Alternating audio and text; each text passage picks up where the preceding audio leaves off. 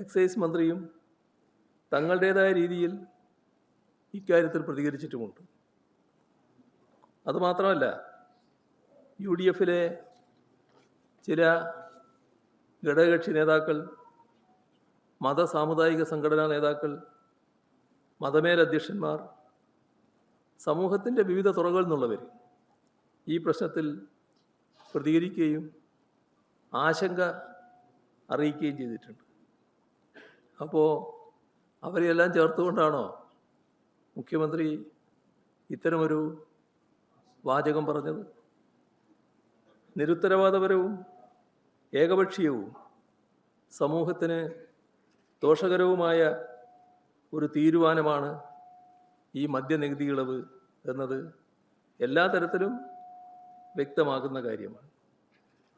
ഇതേപോലെ തന്നെ മറ്റൊരു പ്രധാനപ്പെട്ട കാര്യം, സഭയെ എങ്ങനെയൊക്കെ തെറ്റിദ്ധരിപ്പിക്കാൻ മുഖ്യമന്ത്രി ശ്രമിക്കുന്നു എന്നതാണ് ആ കരിമണലുമായി ബന്ധപ്പെട്ട പ്രശ്നത്തിലുണ്ടായ കാര്യം. ഇവിടെ നാടിൻ്റെ പ്രകൃതി സമ്പത്ത് കുത്തകകൾക്ക് തീരെഴുതാനുള്ള നീക്കങ്ങൾ ഈ ഗവൺമെൻറ് കീഴിൽ തുടക്കം മുതലേ സജീവമാക്കുക. ആ കാര്യങ്ങൾ നേരത്തെ പറഞ്ഞതാണ്. ധവളപത്രം മുതൽ ആ നില നമ്മൾ കണ്ടുകൊണ്ടിരിക്കുകയാണ്. കരിമണൽ ഖനനം സ്വകാര്യ മേഖലയ്ക്ക് തീരെഴുതാനുള്ള സർക്കാരിൻ്റെ ബജറ്റ് നിർദ്ദേശത്തിനെതിരെ വ്യാപകമായ പ്രതിഷേധമാണ് ഉയർന്നിട്ടുള്ളത്. ഇത് കക്ഷി രാഷ്ട്രീയ അടിസ്ഥാനത്തിലല്ല, കോൺഗ്രസിനുള്ളിൽ തന്നെ കടുത്ത പ്രതിഷേധം ഇക്കാര്യത്തിൽ ഉയർന്നിട്ടുണ്ട്. അത് മറച്ചുവെക്കാൻ മുഖ്യമന്ത്രി സഭയിൽ വസ്തുതാവിരുദ്ധമായ കാര്യങ്ങൾ പറയുന്ന നിലയാണെടുത്തത്. മിനറൽ സെക്ടറിൽ സർക്കാർ സ്വകാര്യ പങ്കാളിത്തം തീരുമാനിച്ചുവെന്ന അടിസ്ഥാനരഹിതമായ ആരോപണം കഴിഞ്ഞ LDF സർക്കാരിനെ കുറിച്ച് അദ്ദേഹം ഉന്നയിക്കുകയുണ്ടായി. എന്താണ് യാഥാർത്ഥ്യം? അത് നാം വിശദമായി തന്നെ മനസ്സിലാക്കേണ്ടതുണ്ടല്ലോ. ഇവിടെ 2026 ഫെബ്രുവരിയിലാണ് LDF സർക്കാർ ബജറ്റ് അവതരിപ്പിച്ചത്. ആ ബജറ്റിൽ വിഴിഞ്ഞം തുറമുഖത്ത് നിന്ന് ചവറയെയും കൊച്ചിയെയും ബന്ധിപ്പിക്കുന്ന ഒരു റെയർ എർത്ത് കോറിഡോർ സ്ഥാപിക്കും എന്ന് പറഞ്ഞിരുന്നു.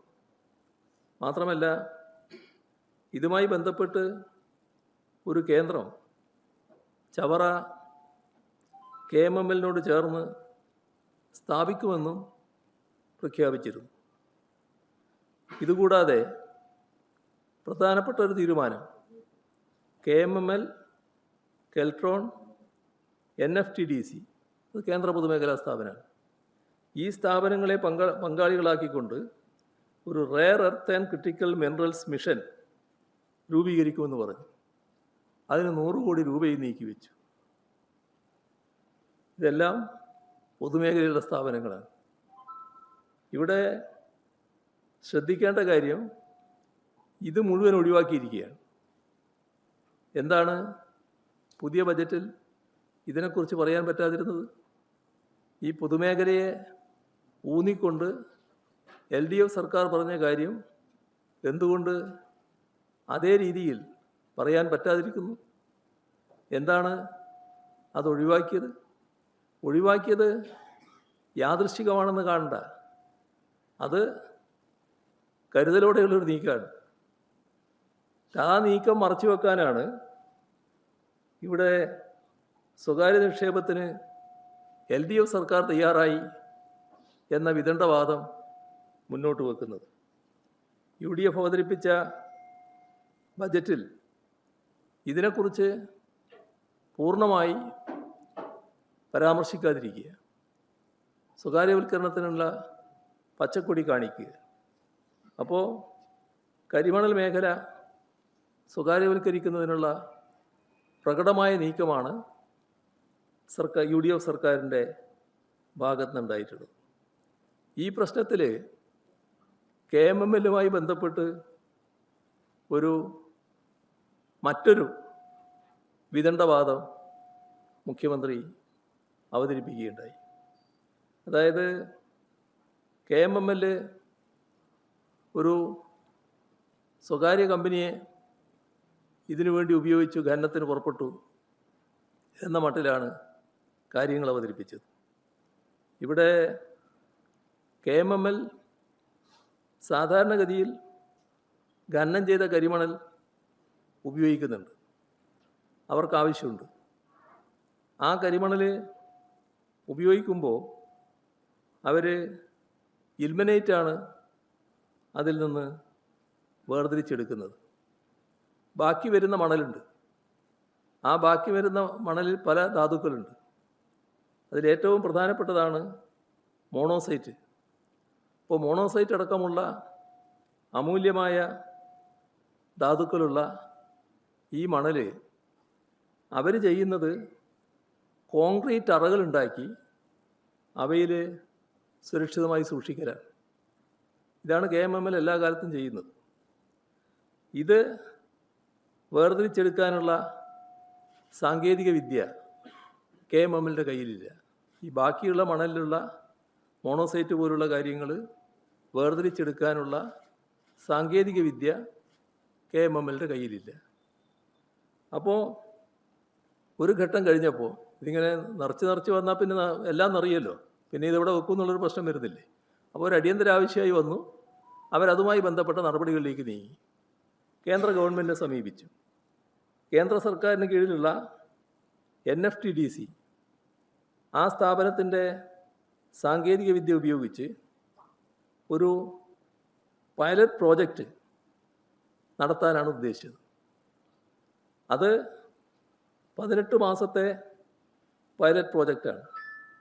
അതിനുവേണ്ടി KMML ടെൻഡർ വിളിച്ചു. അതൊരു യഥാർത്ഥത്തിലുള്ള ഗവേഷണ പദ്ധതിയാണ്.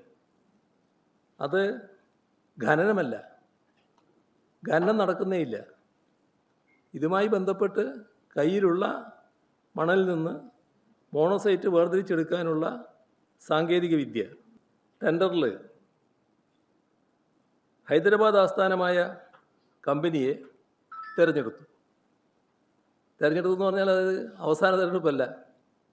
അതിനകത്ത് തന്നെ ഒരു കാര്യം വ്യക്തമാക്കി. കേന്ദ്ര സംസ്ഥാന സർക്കാരുകളുടെ നിയമാനുസൃത അനുമതി ലഭിച്ചാൽ മാത്രമേ അവരുമായി ധാരണാപത്രം ഒപ്പിടുകയുള്ളൂ. അത് ആ ഘട്ടത്തിൽ തന്നെ ഗവൺമെൻറ് നിലപാടെടുത്തതാണ്. വ്യവസായ വകുപ്പ് ആ തരത്തിൽ നിർദ്ദേശവും നൽകിയതാണ്. ഇവർക്ക് ഒരു വർക്ക് ഓർഡറും നൽകിയിട്ടില്ല ഈ പറയുന്ന ഹൈദരാബാദ് ആസ്ഥാനമായ കമ്പനിക്ക്. ഈ പൈലറ്റ് പ്ലാന്റിൽ നിന്ന് ലഭിക്കുന്ന മിനറൽസ് അത് പൂർണ്ണമായും KMML തന്നെ കൈമാറണം എന്നതും ആ ഘട്ടത്തിൽ തന്നെ ഉന്നയിച്ചിട്ടുള്ള കാര്യമാണ്. അപ്പോൾ ഇതൊരു ഖനനമല്ല, ഇതൊരു പരീക്ഷണ ഘട്ടമാണ്. അതിൻ്റെ ഭാഗമായുള്ളൊരു പദ്ധതിയാണ്. ഇത് വേർതിരിച്ചെടുക്കാനുള്ള സാങ്കേതിക വിദ്യ KMMLൻ്റെ കയ്യിലില്ല. ആ സാങ്കേതിക വിദ്യ ഉള്ള കമ്പനിയെ തേടി പോവുകയാണുണ്ടായത്. അതിൻ്റെ ഭാഗമായി അവസാന തീരുമാനത്തിലേക്ക് എത്തിയിട്ടുമില്ല. അപ്പോൾ മന്ത്രിസഭാ തലത്തിൽ ഇക്കാര്യത്തിൽ നയപരമായി അംഗീകാരം നൽകി കഴിഞ്ഞിട്ടില്ല. കേവലമായ ഒരു പരീക്ഷണ പദ്ധതിയായാണ് ഇവിടെ ഉദ്ദേശിച്ചത്. അത് മുഖ്യമന്ത്രി വലിയ തോതിൽ വളച്ചൊടിക്കുന്ന നിലയാണുണ്ടായത്. ഈ പരീക്ഷണ പദ്ധതിയെ കരിമണൽ ഖനനം കുത്തകകൾക്ക് വിൽക്കാനുള്ള അഴിമതി നിറഞ്ഞ നീക്കത്തിന് ന്യായം കണ്ടെത്താൻ വേണ്ടി സഭയെ തെറ്റിദ്ധരിപ്പിച്ചുകൊണ്ട് അവതരിപ്പിക്കുന്ന നിലയാണ് മുഖ്യമന്ത്രി സ്വീകരിക്കുന്നത് കണ്ടത്. ഇത് ശരിയായ രീതിയല്ല. സാധാരണഗതിയിൽ വലിയ തോതിൽ വസ്തുതകൾ മറച്ചുവെച്ച് തെറ്റിദ്ധാരണകൾ സൃഷ്ടിക്കുന്ന പ്രസ്താവനകൾ മുഖ്യമന്ത്രി സ്ഥാനത്തിരിക്കുന്ന ഒരാളിൽ നിന്ന് ഉണ്ടാകുന്നത് അഭിലഷണീയമായ കാര്യമല്ല. വസ്തുതകളെ സംബന്ധിച്ച് പൂർണ്ണമായ അന്വേഷണം നടത്തി ഇത്തരം കാര്യങ്ങൾ മനസ്സിലാക്കാനും നാടിനെ അറിയിക്കാനും മാധ്യമങ്ങളും ശ്രമിക്കേണ്ടതുണ്ട് എന്നാണ് തോന്നുന്നത്. ചിലരെങ്കിലും മറ്റു തരത്തിലുള്ള വാർത്തകൾ ഇതുമായി നൽകിയതുകൊണ്ടാണ് ആ തരത്തിൽ ഞാൻ പറയുന്നത്. മറ്റൊരു പ്രശ്നം വിഴിഞ്ഞവുമായി ബന്ധപ്പെട്ടതാണ്. അദാനി വിഴിഞ്ഞം പോർട്ടിൻ്റെ 49% ഓഹരികൾ, അതായത് 13,220 കോടി രൂപയുടെ ഓഹരികൾ ബഹുരാഷ്ട്ര കുത്തക കമ്പനിയായ മെഡിറ്ററേനിയൻ ഷിപ്പിംഗ് കമ്പനിക്ക് MSC കൈമാറുന്നതിന് നീക്കം നടക്കുകയാണ്. അത് അദാനി ഗ്രൂപ്പ് തന്നെ വെളിപ്പെടുത്തിയതാണ്. ഇതെന്തോ ഒരു വലിയ വിദേശ നിക്ഷേപം ഇവിടെ വരികയാണ് എന്ന തരത്തിൽ വ്യാഖ്യാനിക്കാൻ ചിലർ പുറപ്പെട്ടിട്ടുണ്ട്. പക്ഷേ അദാനി ഗ്രൂപ്പിന് അവരുടെ ഓഹരി കൈമാറ്റത്തിലൂടെ ലാഭമുണ്ടാക്കാനുള്ള ഒരിടപാടാണ് ഇതാദ്യം. അത് പ്രത്യേകം കാണണം.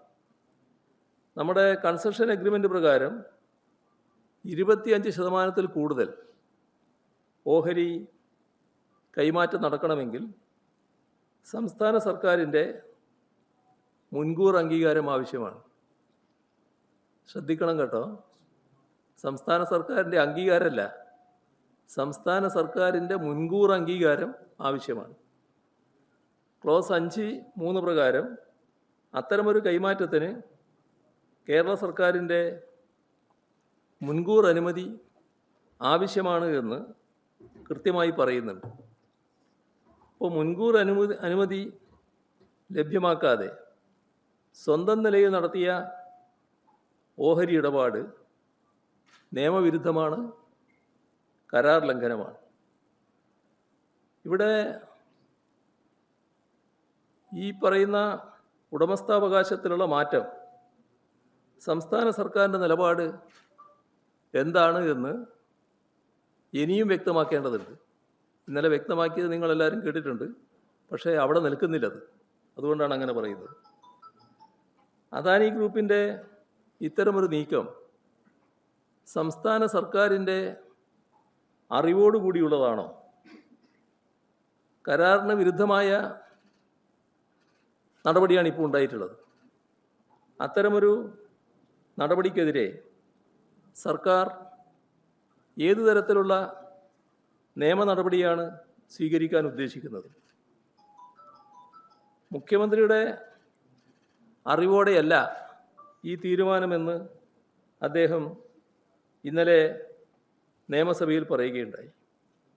പക്ഷേ അദാനി പോർട്ടിൻ്റെ അധികൃതർ സർക്കാരിനെ ഇത് അറിയിച്ചു എന്നാണ് പറയുന്നത്. അങ്ങനെയാണെങ്കിൽ ഇക്കാര്യം രഹസ്യമാക്കി വെച്ചത് എന്തിനാണ്? അത് വസ്തുതയാണോ? ഇവിടെ വേറൊരു കാര്യം, അദാനി പോർട്ട് സെബിക്ക് കൊടുത്ത ഒരപേക്ഷയുണ്ട്. അതിലവർ പറയുന്നൊരു കാര്യം ശ്രദ്ധിക്കേണ്ടതാണ്. With reference to the captioned subject, we would like to inform you that the company has entered into share purchase and subscription agreement on June 29th, 2026 with Mundi Limited, bracket Mundi, pursuant to which Mundi will invest for 49% interest in Adani വിഴിഞ്ഞം port private limited. അപ്പോൾ അവരെ കാര്യങ്ങളെല്ലാം നടന്നു കഴിഞ്ഞു. എങ്ങനെയാണ് സംസ്ഥാന സർക്കാരിൻ്റെ മുൻകൂട്ടിയുള്ള അനുമതിയോടെ മാത്രം ആലോചിക്കാൻ കഴിയുന്നൊരു കാര്യത്തിൽ അവിടെയുള്ള അദാനി കമ്പനിക്ക് ഇത്ര ധൈര്യമായി കാര്യങ്ങൾ നീക്കാൻ പറ്റിയത്? That the company has entered into share purchase and subscription agreement on June 29th. അപ്പോൾ അവരുമായിട്ട് എഗ്രിമെൻ്റ് ഒപ്പിട്ട് കഴിഞ്ഞു. അതിനുള്ള ധൈര്യം സാധാരണഗതിയിൽ കൺസെഷനായ അദാനി ഗ്രൂപ്പിന് കിട്ടുമോ? സംസ്ഥാന ഗവൺമെൻറ്റിൻ്റെ മുൻകൂർ അനുമതി ആവശ്യമാണെന്ന് പറയുന്നിടത്ത് ആ അനുമതി ഇല്ലാതെ ഇത്തരമൊരു നീക്കത്തിന് അവർക്കെങ്ങനെ ധൈര്യം കിട്ടി? അവിടെയാണ് വ്യക്തത ഉണ്ടാകേണ്ടത്. കൂടുതൽ വ്യക്തത ആവശ്യമായിട്ടുള്ളൊരു കാര്യമാണത്. ഇവിടെ കരാറിൽ ഏർപ്പെടുക എന്ന് പറയുന്നത് നിസ്സാരമായ കാര്യമല്ല. അപ്പോൾ സർക്കാർ ഏത് തരത്തിലാണ് മുന്നോട്ട് പോകാൻ ഉദ്ദേശിക്കുന്നത് എന്ന് മുഖ്യമന്ത്രി തന്നെ വ്യക്തമാക്കേണ്ടതാണ്. കാരണം മുഖ്യമന്ത്രിയുടെ കയ്യിലാണ് പോർട്ട് വകുപ്പ് തന്നെ മുഖ്യമന്ത്രിയുടെ കയ്യിലാണ്. അപ്പോൾ എല്ലാ കാര്യങ്ങളും അദ്ദേഹത്തിന് അറിയാവുന്നതാണ്. ഇപ്പം ഇവിടെ പറഞ്ഞ കാര്യങ്ങൾക്ക് പുറമെ ഇത്രയും കാര്യങ്ങൾ പുറത്തു വന്നതിൻ്റെ അടിസ്ഥാനത്തിൽ ഇനി എന്തെങ്കിലും കാര്യങ്ങൾ മുഖ്യമന്ത്രിക്ക് പറയാനുണ്ടെങ്കിൽ അതുകൂടി നാടറിയുന്നത് നല്ലതാണ്. അപ്പോൾ കേരള താൽപ്പര്യത്തിന് വിരുദ്ധമായൊരു നീക്കമാണിത്. വിഴിഞ്ഞം തുറമുഖത്തെ ഇത്തരത്തിൽ ഒരു പുതിയ ഉടമക്ക് വിൽക്കത്തക്ക രീതിയിൽ ഉടമക്ക് വിൽക്കുന്നതിൻ്റെ ആദ്യപടിയായിട്ട് നടപടിയാണ് ഇത് കാണുന്നത്. ഒരു ബഹുരാഷ്ട്ര കുത്തകക്ക് വിൽക്കുന്നതിൻ്റെ ആദ്യപടിയായി ഇതിനെ കാണാവുന്നതാണ്. ഇപ്പോൾ ഷിപ്പിംഗ് രംഗത്ത് പ്രവർത്തിക്കുന്ന ബഹുരാഷ്ട്ര കമ്പനിയാണ് MSC. ഈ കമ്പനി നമ്മുടെ വിഴിഞ്ഞം തുറമുഖം നിയന്ത്രിക്കുന്ന സാഹചര്യം ഉണ്ടായാൽ, ഇന്നലെ പറഞ്ഞതാണ്, അതൊരു മൊണോപ്പൊളി ആയിട്ട് മാറും. കുത്തക അവകാശം ഇവർക്ക് ലഭിക്കുന്ന നിലയുണ്ടാകും. അങ്ങനെ വരുമ്പോൾ മറ്റ് കമ്പനികളുടെ കപ്പലുകൾക്ക് നിയന്ത്രണമില്ലാതെ വിഴിഞ്ഞം തുറമുഖത്ത് അടുക്കാനാകുമോ? അത് MSC പോലുള്ള പ്രധാനപ്പെട്ട ലോകത്തെ കമ്പനികളുണ്ട്, കപ്പൽ കമ്പനികളുണ്ട്. അവരുടെ കപ്പലുകൾ കൂടി ഇങ്ങോട്ട് വരേണ്ടതാണ്. അപ്പോൾ അതിലെല്ലാം നിഷേധപരമായ നിലപാട് വരാൻ സാധ്യതയുണ്ടോ? ഈ കമ്പനിയുടെ കുത്തകാവകാശത്തിലേക്ക് വിഴിഞ്ഞം തുറമുഖം മാറിപ്പോകുമോ? മറ്റൊരു പ്രധാന കാര്യം, സർക്കാർ പങ്കാളിത്തത്തോടെ അദാനി നടത്തുന്നൊരു പോർട്ടാണിത്, വിഴിഞ്ഞം പോർട്ട്. എന്നാൽ അതല്ലാത്ത പോർട്ടുകൾ അദാനിക്കുണ്ട്. ഇപ്പോൾ നമ്മുടെ സർക്കാരിൻ്റെ താല്പര്യം, നാടിൻ്റെ താല്പര്യം, അത് ഹനിക്കപ്പെടുമോ ഇതിൻ്റെ ഭാഗമായി?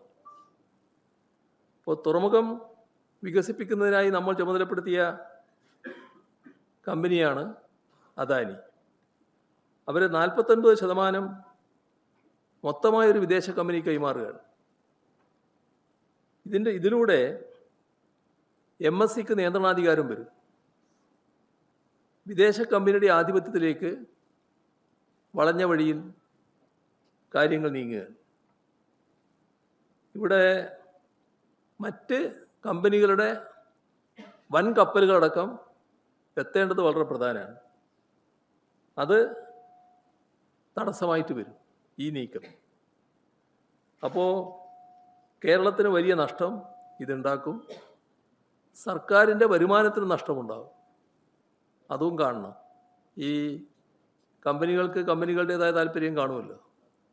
അപ്പം അതിൻ്റെ ഭാഗമായി ചില നീക്കങ്ങളുണ്ടായാൽ നമുക്കിവിടെ ലഭിക്കേണ്ട വരുമാനത്തിന് കുറവുണ്ടായി എന്ന് വരും.